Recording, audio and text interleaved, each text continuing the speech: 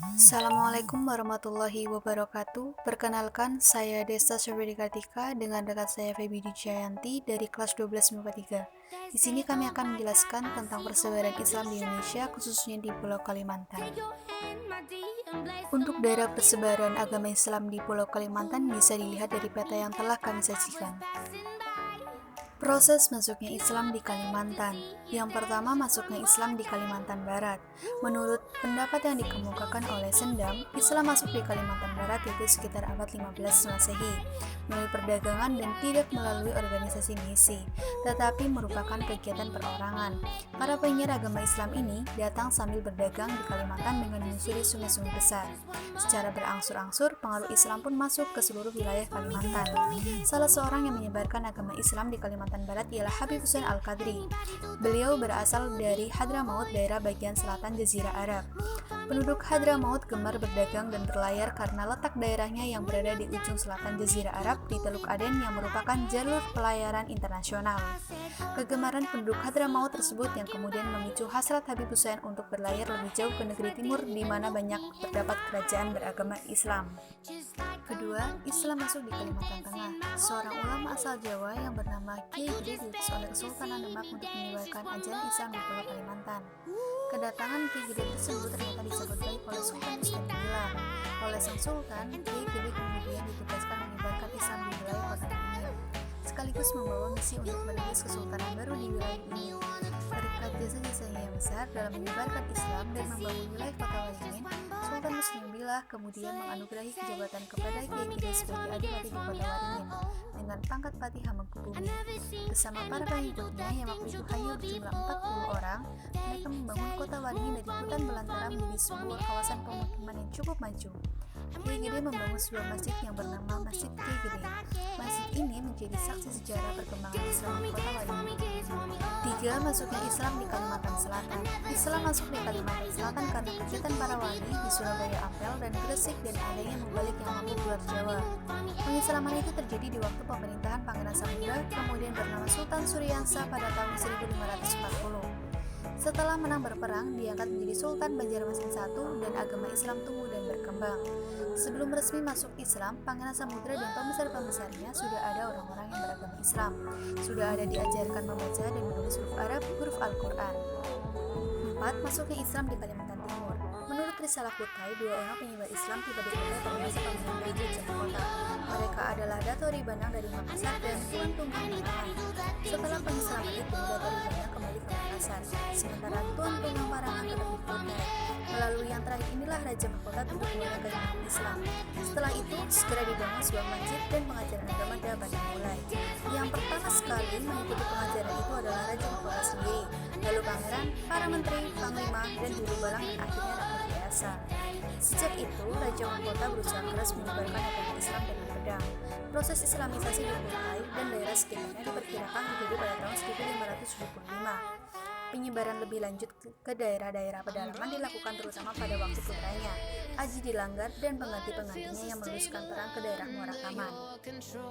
Kerajaan-kerajaan Islam di Kalimantan. Yang pertama, Kesultanan Pasir, tahun 1516.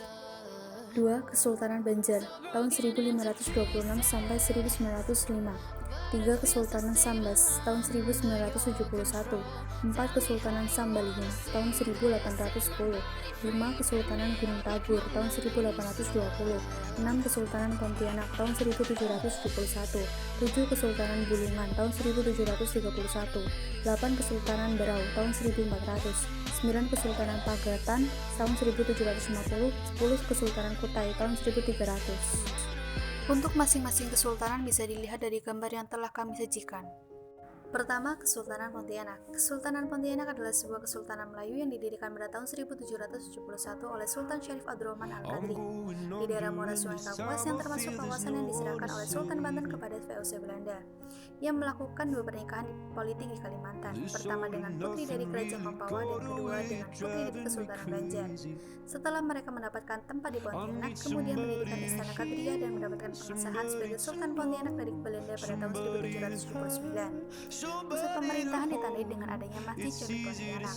Sultan yang memerintah yaitu Sultan Syarif Abdurrahman Al-Qadri, Sultan Syarif Qasim Al-Qadri, Sultan Syarif Utsman Al-Qadri, Sultan Syarif Hamid Al-Qadri, Sultan Syarif Yusuf Al-Qadri, Sultan Syarif Muhammad Al-Qadri, Majen KNGN Sultan Hamid II, Sultan Syarif Abu Bakar Al-Qadri. Yang kedua yaitu Kesultanan Pasir. Kesultanan Pasir atau yang sebelumnya bernama Kerajaan Sadurangas adalah sebuah kerajaan yang berdiri pada tahun 1516 dan dipimpin oleh seorang wanita atau Ratu Satu yang dinamakan Putri di dalam Petung. Wilayah kekuasaan kerajaan ini meliputi Kabupaten Pasir yang ada sekarang, ditambah dengan Kabupaten Penajam Pasir Utara, Balikpapan, dan Pamukan.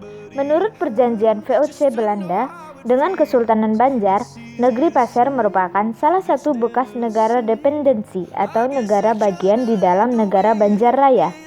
Dalam tahun 1853, penduduk Kesultanan Pasir mencapai 30.000 jiwa. Yang ketiga, Kesultanan Kutai atau Kutai Kartanegara ing Martadipura. Kesultanan Kutai atau lebih lengkap disebut Kesultanan Kutai Kartanegara ing Martadipura atau Martapura merupakan kesultanan bercorak Islam yang berdiri pada tahun 1300 oleh Aji Batara Agung Dewa Sakti di Kutai Lama dan berakhir pada tahun 1960.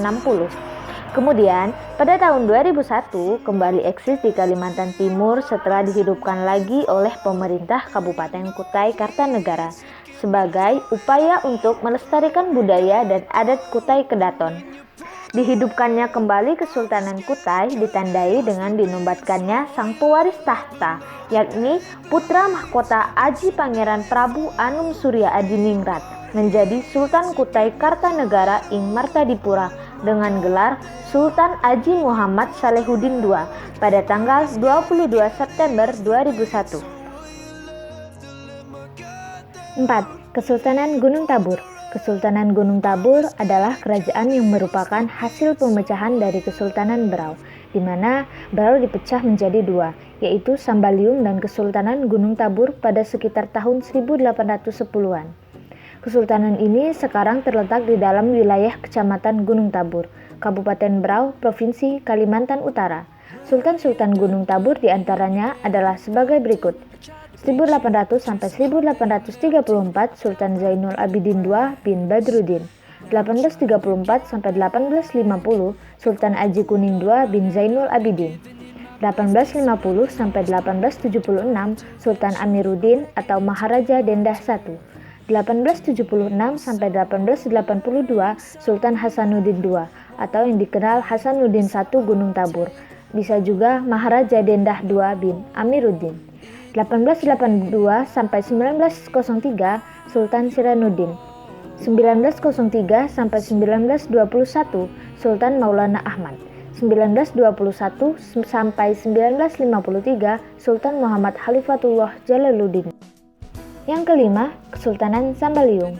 Kesultanan Sambaliung atau sebelumnya bernama Kerajaan Tanjung adalah kesultanan hasil dari pemecahan Kesultanan Berau, di mana Berau dipecah menjadi dua, yaitu Sambaliung dan Gunung Tabur, pada sekitar tahun 1810-an. Sultan Sambaliung pertama adalah Sultan Alimuddin yang lebih dikenal dengan nama Raja Alam. Kemudian, Kerajaan Berau diperintah secara bergantian antara keturunan Pangeran Tua dan Pangeran Dipati. Hal inilah yang membuat terjadinya perbedaan pendapat yang bahkan kadang-kadang menimbulkan insiden. Adapun sultan-sultan di Kesultanan Sambaliung adalah Sultan Muhammad Alimuddin atau Raja Alam 1810 sampai 1844, Sultan Muhammad Kaharudin atau Raja Bungkoh 1844 sampai 1848, Sultan Muhammad Hadi Jalaluddin bin Alam 1848 sampai 1850, Sultan Muhammad Hashik Syarifuddin bin Alam 1850 sampai 1863, Sultan Muhammad Salehuddin 1863 sampai 1869, Sultan Muhammad Adil Jalaluddin bin Muhammad Jalaluddin 1869 sampai 1881, Sultan Abdullah Muhammad Khalifatullah Bayanuddin bin Muhammad Jalaluddin 1881 sampai 1902, Sultan Muhammad Amiduddin atau Datuk Ranik 1902 sampai 1960. 6. Kesultanan Banjar tahun 1526 sampai 1905. Kesultanan Banjar atau Kesultanan Banjarmasin berdiri pada tahun 1520. Masuk Islam 24 September 1526. Dihapuskan Belanda 11 Juni 1860. Pemerintahan darurat atau pelarian berakhir 24 Januari 1905. Adalah sebuah kesultanan. Wilayahnya saat ini termasuk ke dalam Provinsi Kalimantan Selatan, Indonesia. Kesultanan ini semula beribu kota di Banjarmasin, kemudian dipindahkan ke Martapura dan sekitarnya, Kabupaten Banjar. Ketika beribu kota di Martapura, disebut juga Kerajaan Kayu Tangi. Ketika ibu kotanya masih di Banjarmasin, maka kesultanan ini disebut Kesultanan Banjarmasin. Kesultanan Banjar merupakan penerus dari Kerajaan Negara Daha, yaitu kerajaan Hindu yang beribu kota di Kota Negara. Sekarang merupakan ibu kota Kecamatan Daha Selatan, Hulu Sungai Selatan. 7. Kesultanan Sambas pada tahun 1675. Kesultanan Sambas adalah kesultanan yang terletak di wilayah pesisir utara Provinsi Kalimantan Barat atau wilayah barat laut Pulau Borneo, Kalimantan, dengan pusat pemerintahannya adalah di kota Sambas sekarang. Kesultanan Sambas adalah penerus dari kerajaan-kerajaan Sambas sebelumnya. Kerajaan yang bernama Sambas di Pulau Borneo atau Kalimantan ini telah ada paling tidak sebelum abad ke-14 Masehi, sebagaimana yang tercantum dalam kitab Negara Kertagama karya Prapanca. Pada masa itu rajanya mempunyai gelaran Nek, yaitu salah satunya bernama Nek Riu. Setelah masa Nek Riu, pada sekitar abad ke-15 Masehi, muncul pemerintahan raja yang bernama Tan Unggal yang terkenal sangat kejam. Karena kekejamannya ini, Raja Tan Unggal kemudian dikudeta oleh rakyat. Dan setelah itu, selama puluhan tahun, rakyat di wilayah Sungai Sambas ini tidak mau mengangkat raja lagi. Pada masa kekosongan pemerintahan di wilayah Sungai Sambas inilah, kemudian pada awal abad ke-16 Masehi, datang serombongan besar bangsawan Jawa, sekitar lebih dari 500 orang, yang diperkirakan adalah bangsawan Majapahit yang masih Hindu, melarikan diri dari Pulau Jawa, Jawa bagian timur, karena ditumpas oleh pasukan Kesultanan Demak di bawah Sultan Demak ketiga, yaitu Sultan Trenggono. Kondisi politik pada saat itu di Kalimantan yakni dilaksanakan dengan cara mengawini putri bangsawan dan menjalin perdagangan antar pulau. Serta masyarakat banyak menganut agama Islam yang didakwakan oleh ulama kerajaan pada saat itu. Peninggalan-peninggalan kesultanan di Kalimantan yakni yang pertama adalah Makam Syarif Abdurrahman Al-Qadri. Yang kedua adalah Masjid Jami Pontianak, dan yang terakhir Istana Kesultanan Pontianak. Terima kasih atas perhatiannya. Kurang lebihnya mohon maaf. Wabillahi taufiq wal hidayah. Wassalamualaikum warahmatullahi wabarakatuh.